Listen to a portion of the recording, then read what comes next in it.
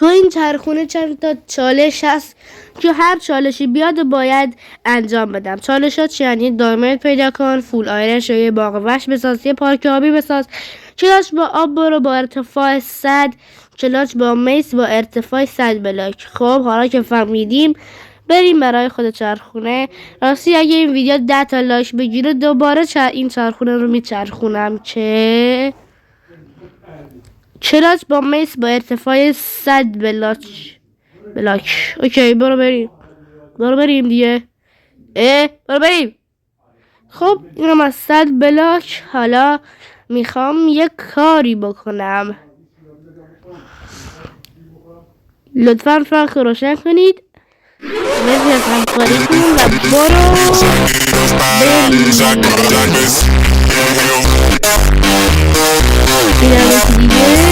دیگه ریدم، ولی در هر حال چالشو بردم دیگه. همون یکی بود فقط. تا ویدیوی بعدی هم بابای.